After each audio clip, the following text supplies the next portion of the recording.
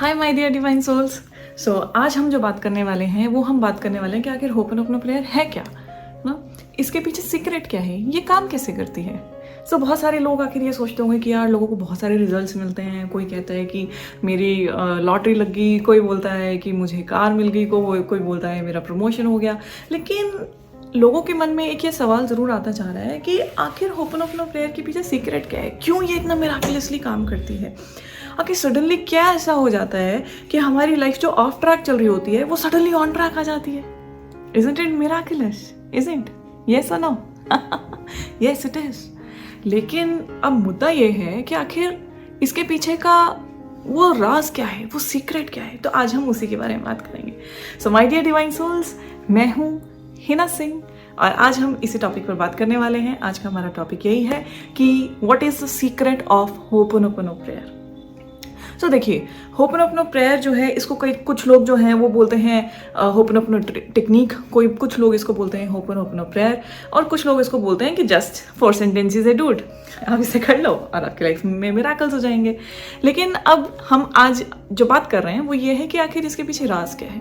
तो देखिए दोस्तों, राज केवल इतना सा है जिसे हम बोलते हैं कर्म।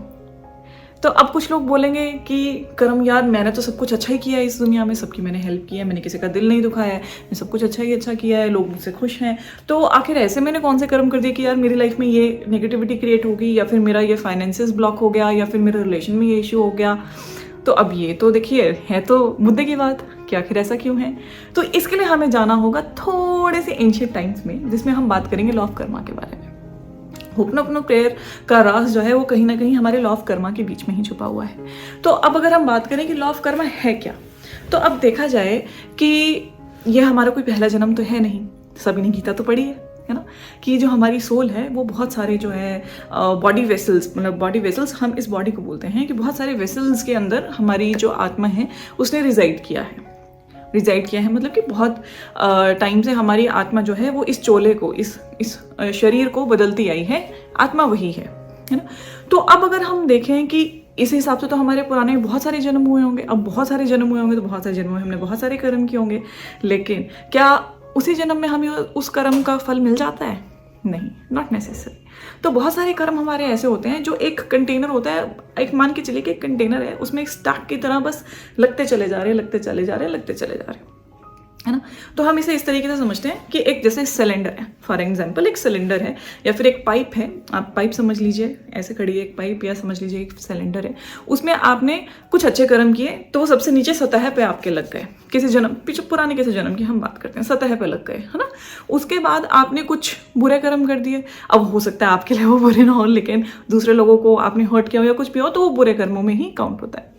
तो वो अच्छे कर्म के ऊपर वो बुरे कर्म लग गए। अब आपने फिर से कुछ अच्छे कर्म कर दिए तो क्या हुआ, सबसे नीचे आए अच्छे कर्म, फिर आ गए बुरे कर्म, फिर उसके ऊपर आ गए आपके फिर से अच्छे कर्म, आपने कुछ कर दिए।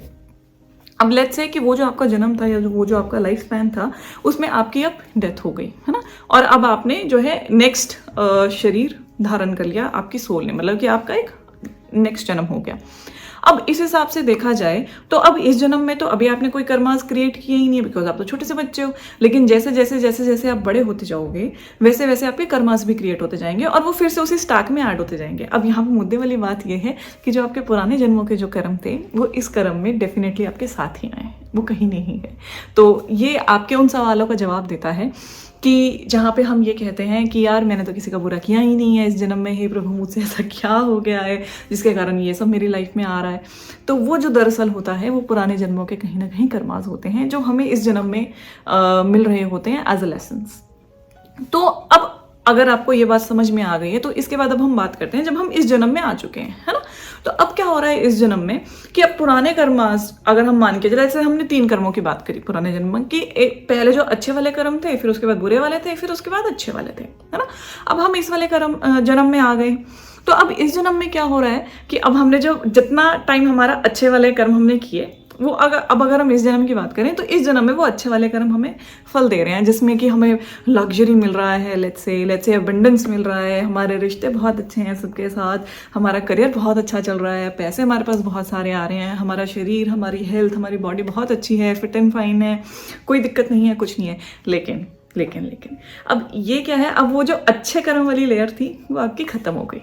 अब उसके बाद क्या आया, बुरे कर्म। अब वो जो बुरे कर्म थे, अब जब उसका वक्त शुरू होगा तो फिर उसका फल भी वैसे ही मिलेगा। जैसे अच्छा कर्मों का अच्छा फल मिला, तो वैसे बुरे कर्मों के कारण आपकी लाइफ में ब्लॉकेजेस क्रिएट होने शुरू होंगे, नेगेटिव्स क्रिएट होने शुरू होंगे। तो अब बात करते हैं होपोनोपोनो प्रेयर। अब यहाँ पे जो है इसका कनेक्शन क्रिएट होता है, वो कैसे कि अब होपोनोपोनो प्रेयर जो है वो एक है हमारी फॉरगिवनेस प्रेयर भी हम इसे बोलते हैं, ठीक है। होपोनोपोनो प्रेयर से हम माफ़ी प्रार्थना करते हैं। माफ़ी प्रार्थना हम किससे कर रहे हैं, हम खुद से कर रहे हैं, हम अपनी सोल से कर रहे हैं, हम इस ब्रह्मांड से कर रहे हैं, हम इस यूनिवर्स से कर रहे हैं। पर हम क्यों कर रहे हैं, उन कर्मों के लिए जिनके भी कारण हमारी लाइफ में ये ब्लॉकेजेस क्रिएट हुई हैं। अब ब्लॉकेजेस क्रिएट क्यों, ये तो आपको समझ में आ गया कैसे, क्योंकि लॉ ऑफ कर्मा हमें ये बोलता है कि हमने जो भी बोया है वही हम काट रहे हैं, है ना। तो आपको ये लिंक समझ में आ रहा है, ये फैक्ट है दोस्तों, और यही होता है। तो अब क्या है कि अब ये जो माफ़ी प्रार्थना है ये कैसे काम करती है। अब देखिए, अगर आप बच्चे हैं और आपको कोई चीज़ चाहिए, है ना, तो आप अपने किसको बोलेंगे, पेरेंट्स को बोलेंगे, माँ बाप को बोलेंगे, है ना।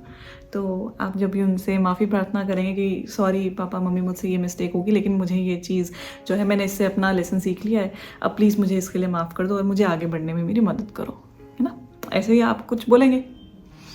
तो अब इसी तरीके से आप जो है अपनी सोल से या गॉड से, डिवाइन से या यूनिवर्स से आप इस प्रार्थना को कर रहे हैं कि हे परमात्मा, हे माय डियर सोल, मैं जानती हूँ, मैं मानती हूँ कि मुझसे पुराने जन्मों में कुछ ना कुछ ऐसा गलत हुआ होगा जिसके कारण किसी को चोट पहुँची होगी, कुछ होगा। उन सब चीज़ों के लिए मैं माफ़ी मांगती हूँ जिनके कारण मेरी लाइफ में आज की डेट में ये ब्लॉकेजेस और नेगेटिविटी क्रिएट हो रही। अब आपने आई एम सॉरी बोल दिया, उसके साथ में आपने माफ़ी मांग ली, please forgive me.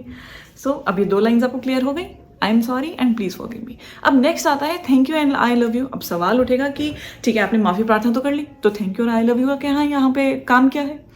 So dear souls, यहीं पे हम गलती कर जाते हैं। थैंक यू हम इसलिए नहीं बोल रहे हैं कि भाई हम मतलब हमसे कोई भी गलती हो गई और हमें उसके लिए माफ़ी मिल गई, नहीं, हम थैंक यू इसलिए बोल रहे हैं क्योंकि हमने उन चीज़ों से कुछ ना कुछ डेफिनेटली सीखा है। सी दोस्तों, कोई भी कर्म हमारी लाइफ में इसलिए जनरेट नहीं होता है कि उसे हमें सज़ा देनी होती है। वो हमें हमारी लाइफ में इसलिए जनरेट होता है ताकि हम उससे जान सकें कि जब हमने वो चीज़ किसी और के साथ की होगी या उसी से मिलती जुलती कोई चीज़ किसी और के साथ की होगी तो उस इंसान को कैसा फील हुआ होगा। मतलब कि हमने वहाँ पे एक नेगेटिव वाइब्रेशंस किसी और के लिए क्रिएट करी। तो जब वो लॉ ऑफ कर्मा अट्रैक्ट होकर negative law of Karma attract होकर इस जन्म में आपके पास आता है, तो वो आपको उसी किस्म की कहीं ना कहीं वो पेन जो है वो आपकी लाइफ में क्रिएट करता है, वो स्ट्रगल्स आपकी लाइफ में क्रिएट करता है। इससे क्या होता है कि अब आपको समझ में आता है कि अच्छा ऐसा होता है पेन, जब कोई किसी के साथ ऐसा करता है तो ऐसा लगता है हमें। इससे क्या होता है कि आप लेसन्स क्रिएट करते हो कि अब नेक्स्ट टाइम मुझे ऐसा नहीं करना है ना। तो यही जो है होपोनोपोनो प्रेयर अब आपको सिखा रही है कि आप थैंक यू बोलना सीखें। क्यों? क्योंकि आपने थैंक यू इसलिए बोला कि थैंक यू सो मच कि मुझे ये पता चला कि आखिर ये पेन कैसा होता है ना, कि आखिर मैंने इससे सीखा क्या। अब देखिए, आपको कोई भी लेसन अगर आपने लर्न किया है सो डेफिनेटली आपने उससे कुछ ना कुछ सीखा ही है ना। तो अगर आपने सीखा है तो क्या आप उसको थैंक यू नहीं बोलेंगे? यही आपके होपोनोपोनो प्रेयर का थैंक यू वर्ड का मीनिंग है। उसके बाद आता है आई लव यू। अब देखिए, जो भी आपको कोई सिखा के जाएगा तो आपको तो उससे प्यार हो गई, है ना। तो जब आप कह देंगे कि इतना सब होने के बावजूद भी मैं तुमसे बहुत प्यार करता हूँ, तो देखिए कि वाइब्रेशंस कितनी अच्छी होंगी, फ्रिक्वेंसीज कितनी अच्छी होंगी, है ना। हाई वाइब्रेशन मोड होगा, हमेशा पॉजिटिव फील होगा।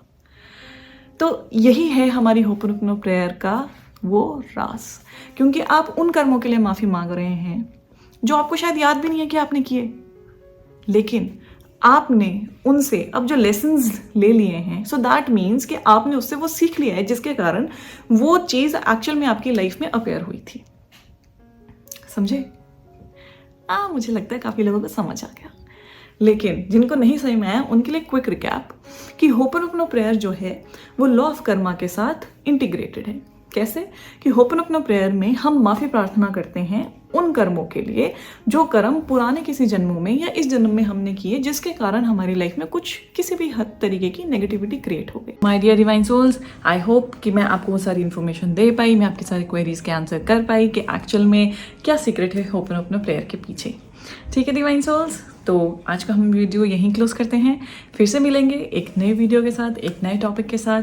तब तक के लिए अपना ख्याल रहिए, हंसते रहिए, खुश रहिए, and please do like, share and subscribe my channel if you are liking my videos. Thank you so much divine souls.